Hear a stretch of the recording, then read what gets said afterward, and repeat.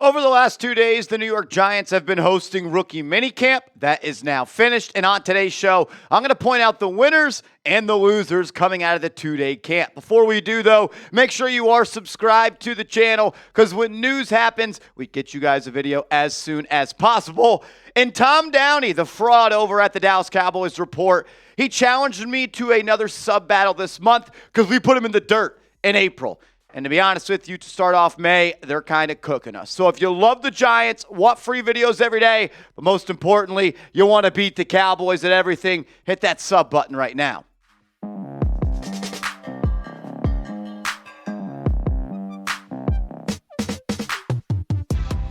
Welcome into Giants Now by Chat Sports. I am your host, Marshall Green. Appreciate everybody being here.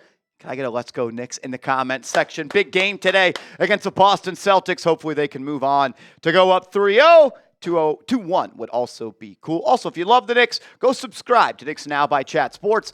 I host that channel over there, and we're going to be live for every single playoff game. Let's start with this. The New York Giants had 80 players attend rookie minicamp, 7 draft picks, 13 UDFAs, as well as 2 veterans that are on the 90-man roster, including offensive lineman Brian Hudson and kicker Jude McAdamy. He spent time on the Giants last year as well as on the practice squad. The Giants held 2 practices on Friday and on Saturday, both going for about a little bit more than an hour. The practice on Friday was inside the Quest Diagnostic Center, and on Saturday they were outside. A lot of wind, so the MetLife and the Meadowlands wind was blowing, and did it affect the Jaxson Dart passes? We'll talk about that, but I want to make this abundantly clear because I've done this video now 4 times in a row, 4 years in a row, and everybody, there's always one tough guy that gets in the comments section. Marshall, how can you call these guys losers? They're in the NFL. They make more money than you. Yeah, they do, and they are winners. Let's make it clear. It's a name of a segment. Winners and losers. We could call it pluses and minuses if you want, but we're not losers. There's no real losers coming out of this camp, and to be honest with you, there's not really any major winners. It's a controlled practice. It's a passing camp, essentially 7-on-7. And it's a lot of just getting to know each other. I think the biggest news of the weekend might have been the jersey numbers that came out for the New York Football Giants. These are subject to change, so take that information for what you will. Abdul Carter wore number 51 all weekend long. Jaxson Dart, sport number 6. Darius Alexander wearing number 91. Shout out to Justin Tuck. I know a lot of people were pumped up about Cam Skattebo wearing number 44. Marcus Bowe, 71. Thomas Fedoni II, number 86. And Corey Black, the 7th-round pick out of Oklahoma State, wearing number 25. All right, let's dive into it. My biggest rookie minicamp winner, and I don't think it could have been anybody else. That is Jaxson Dart, the first-round pick, rookie quarterback, new signal caller for Big Blue. He had an awesome weekend, to be honest with you, and I don't want anyone to be in the camp of, oh, my God, he killed it this weekend. He's going to be the starting quarterback for week 1, but I also don't want people to say that nothing happened this weekend was really all that important.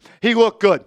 He was a leader. He got the team together. He showed why the Giants had a lot of confidence in him. Everyone that was there had good things to say about him on Friday as well as on Saturday. And you can already see the duo between him and Daboll starting to come together. It looks like a proud son or a proud dad of a son that just achieved something awesome. They're always together, connected at the hip. They're working well together. They're both in the honeymoon phase of this marriage. Nothing but nice things to say, and it seems like they are really, really getting along. I want to go to Connor Hughes of SNY saying this. First day of Giants rookie minicamp is over. I thought Jaxson Dart looked as good as you can when you hope a rookie will look in this setting. Flash the arm talent. Decisive with the ball. Does it mean anything? No. But it's better than looking bad. He was 8 of 10 passing and 7-on-7.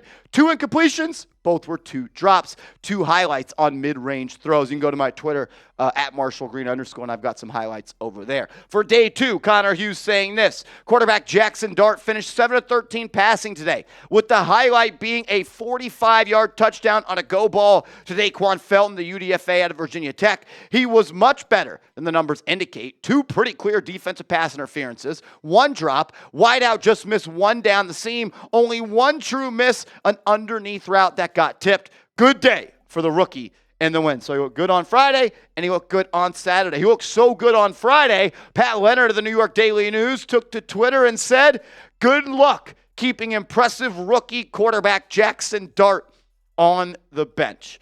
And there's already been talks about the New York Giants trading Jameis Winston to the New Orleans Saints due to Derek Carr retiring. I hope they don't do that. I want to have 3 good quarterbacks in that room. But I think there will be some chatter heating up that Jaxson Dart may be ready to be QB2 sooner than a lot of people thought. Daboll saying this on Dart: I've got a lot of appreciation for, in a short amount of time, how he's gone about his business. He also talked about how Jaxson Dart's leadership abilities just come natural, and you could see all weekend long and hear from the rookies and everyone that talked to the media. They had nothing but nice things to say about Jaxson Dart. Camp Skattebo went as far as to say he's one of the smartest players I've already gotten to play with. He was questioned by the media, what does that mean? And he goes, well, anytime the coaches ask a question, he's the first one to answer, and he's always right, and that means something. You can tell that Dart is taking this opportunity seriously. He wants to be prepared. He is prepared, and that goes a long, long way in the minds of the Giants, and I could tell you him being prepared for those quarterback private meetings might have got him drafted over somebody else. Dart also is taking the leadership ability and really the responsibility of being the professional quarterback for the New York Giants super serious. He got the rookies together Thursday night. Mind you, practice started early Friday morning. Got them together Thursday night to go over some plays, to get to know each other, some walkthroughs. That way they could hit the ground running on Friday. And yeah, I'm absolutely juiced up about that. I wanted to go to this quote as well from Dan Duggan. Shout out to Dan. He's crushing it over at The Athletic. Go support him over there, saying, definitely a different vibe and personality at quarterback with Jaxson Dart. He started his presser by asking every reporter to introduce themselves before asking a question so he can get to know people. Never had a player do that in my entire career. And for all the people that say, Marshall, he's just Daniel Jones 2.0, he could not be more opposite of Daniel Jones. He's wearing a Scully. He's got diamond necklaces on, which he said he stole from his sister. Yeah, Daniel Jones only had that after they beat the Vikings in the playoffs, and there was memes created about him. There's no at the press conference. It's confidence, it's juice, it's intelligence, and it's swag coming out of Jaxson Dart. It's only been 2 days. I'm already drunk off the Jaxson Dart and Giants Kool-Aid, but man, oh man, it was cool to hear, see, and watch this guy do his thing over the last 2 days. If you're excited about Jaxson Dart, hit that thumbs up icon and give me a dart emoji down in the comment section. The second biggest rookie minicamp winner is head honcho, big boss, Brian Daboll. When I tell you guys, I have not seen a bigger smile on that bald head of Brian Daboll since he became the head coach of the New York Giants. I'm not lying. This guy's acting different. He's moving different. He's grittying on the sidelines. He's dancing around. He cannot stop smiling. He's hanging out with Abdul Carter. He's hanging out with Jaxson Dart. He's dapping it up with Felton. They're bumping Gunna before practice today. He's getting loose. The entire environment and just overall feeling around the Giants is different. And you could tell Brian Daboll, yeah, he's pretty happy that Jaxson Dart is his QB. Shout out to the guy who made this on Twitter. I don't know who did. It got sent to me. I mean, he's smiling through it all. Brian Daboll can't believe this is his life. He got his guy in Jaxson Dart. Dart saying this about Daboll, quote, he coaches me up every second I'm around him. He constantly is coaching me. And that's what I want to be around. I want to be coached the hardest. There's not another coach I'd rather be playing for. These guys are so cute, man. They love being around each other. And if you didn't watch, go watch on the official Giants YouTube page. They released 2 parts of day 1 of their draft. And Brian Daboll, after the Giants selected or traded up for Jaxson Dart, you could see Daboll go, good effing job, Joseph. Great effing job. And it's obvious. Brian Daboll got his guy. Like, in that interview, in that video that the official Giants YouTube page released, Joe Schoen was like, you're fully convicted. He passed the entire process. He's your guy. Not our guy, not we, not us, not this group. You, Brian Daboll. Joe Schoen put his job and career on the line to have Brian Daboll make the decision of the next quarterback. It's your guy. Go get the most out of it, and you could see the early returns. This guy's absolutely juiced up. Like, it's just a different energy in the build, and he's dapping it up with Abdul Carter. Also, Brian Daboll, first team all dapper. It's crispy every single time. Carter's having fun, and I know a lot of people are going to be, Marshall, why aren't we talking about Abdul Carter? Because it was a 7-on-7 passing camp. There's no blocking. There's no pass rushing. There's no tackling. But from people I talk to, and you can go watch interviews and press conferences, Abdul Carter is more than anybody expected in terms of leadership, size, and athleticism. He's going to fit in just fine. And number 51, it's starting to grow on me a little bit. Abdul Carter's a winner as well, but there wasn't really anything to take away from it. Outside of this guy just moves a little bit different, and him and Brian Daboll are best buddies as well. Camp Skattebo had some juice coming out of the 2-day rookie Giants minicamp as well.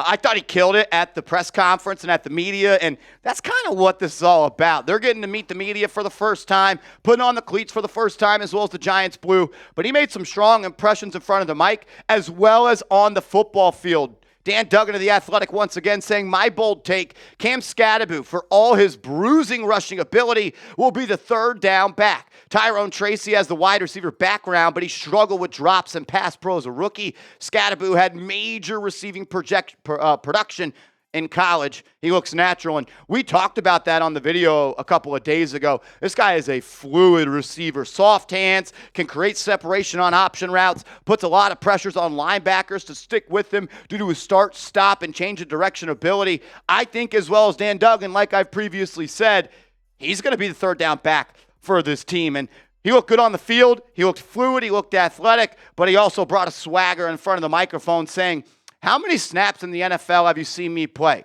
0. I've proved nothing. He's coming in with a chip on his shoulder, but he's coming in with the awareness to know everything I did at Arizona State, it got me here, but it no longer means nothing.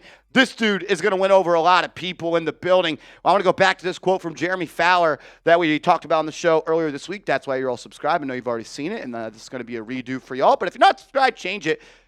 Fowler saying this, expect the Giants to use 4th-round running back Camp Skattebo as a pass catcher as well as a runner. They like his ability to track the ball.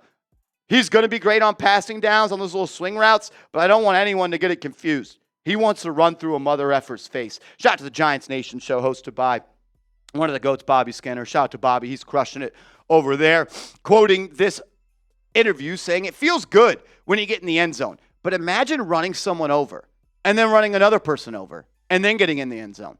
For all the talk of he's going to be a receiver and blah, blah, blah, in the heart of Camp Skattebo, he wants to tear somebody's face off. There's going to be an early opportunity for Skattebo to be involved in the Giants' offensive attack. Like, he's going to be able to get carries. He's going to be a part of the running game. I think he's going to show that he could be able to hang in there and be a pass protector. I think he could very soon pass up Devin Singletary on the depth chart, and I would not be surprised in week 14, 15, 16, 17, and 18, he might be getting the bulk of the carries. Outside of the draft picks, a UDFA that a couple of people are talking about that impressed is Daquan Felton, the UDFA wide receiver out of Virginia Tech. And the Giants insider saying this, one UDFA that is having a strong minicamp is wide receiver Daquan Felton. This was someone that we pointed out in our UDFA video might have a path to travel to make this roster. He brings some of this team that they don't really have, which is size at the wide receiver position. 6'4" plus, 213 pounds, an underrated athlete as well. In the pre-draft process, testing out in the 89th percentile. And with the Giants already making some moves at the wide receiver position, and maybe one more move coming, keep your eyes on Gabe Davis, the Giants have an opening at the wide receiver spot for Felton to maybe go and cash in a roster spot. Neighbors, Robinson, Slayton, and Hyatt, I think, are all locks to make this team. That's only 4 players. I think Amir Smith-Marset is a lock as well, but we'll find out about that. Felton was the one who caught the 45-yard touchdown today from Jaxson Dart. Evan Barnes, who covers the New York Giants, saying this, Jaxson Dart ended practice with a pretty TD that went for a touchdown. Wide open target was Felton. But the reason I want to show this is offensive coordinator Mike Kafka had a walkie-talkie out at the last 2 practices. But a reminder from league meetings, Daboll told us don't expect a decision on who's calling plays till the preseason. So keep your eyes on who's going to be calling plays for the Giants. I think it will be Brian Daboll. Mike Kafka was the one walkie-talkieing the plays into Jaxson Dart for rookie minicamp. We got a couple of losers to talk about in a second, but Be a winner and get your Jaxson Dart jersey today. Chatsports.com/dart. At the moment, he's wearing number 6. It's owned by Jamie Gillen, so TBD on what number he's going to wear. And Abdul Carter said he's wearing 51, and it's pretty much set in stone. So you can get his jersey today. They're already selling 51 jerseys over at chatsports.com/Carter. So click that link in the comments and description. All right, let's go through these quickly. No one that actually participated at Rookie Minicamp is going to be a loser for me. This just gives me an opportunity to do a little bit of a news dump for you. Lil Jordan Humphrey, the wide receiver the New York Giants signed in free agency, is no longer a New York Giant. The Giants had to get under 90 players on their active roster because they signed 13 UDFAs, and Lil Jordan Humphrey was cut by the New York Giants. So an opportunity for maybe one of these UDFAs like Juice Wells or Daquan Felton to make it. Or maybe they're making room for a wide receiver that caught like 4 touchdowns against the Chiefs in the playoffs. Keep your eye on that. Victor Dimukeje, unfortunately, is a Rookie Minicamp loser as well. I had a lot of hopes for him with more opportunities on his plate to eat a little bit more, but with the Giants, they've already started some offseason workouts for veterans, and in one of those workouts, he ended up tearing his pectoral muscle. It's a long-term injury. I'm not sure if he's going to be ready to play this season or play at all. A little bit unfortunate. The Giants gave him a veteran minimum deal, but essentially guaranteed the entire thing, which stinks. His advanced PFF analytics are really good when it comes to a down-in, down-out pass rushing perspective, but you got to be healthy, and hopefully he's able to do so. So shout out to Victor in the chat, and man, injuries suck. Casey Rogers also finds himself as a Rookie Minicamp loser, and for the same reason as Lil Jordan Humphrey, he has been cut by the New York Giants. But luckily for him, he's already found work rather quickly. From the Giants and Joe Shane to Buffalo and Brandon Beane, Casey Rogers has been signed by their team. So Rogers, unfortunately, who was the UDFA last year and ended up actually playing some games for the Giants this year, didn't make the team. The rest of the offseason will look like this for the Giants. OTA offseason workouts will go for May 27th and 28th, on the 30th, then June 2nd and 3rd, June 5th, June 9th and 10th, then June 12th and 13th, and then veteran minicamp, mandatory minicamp, will be the 17th, 18th, and 19th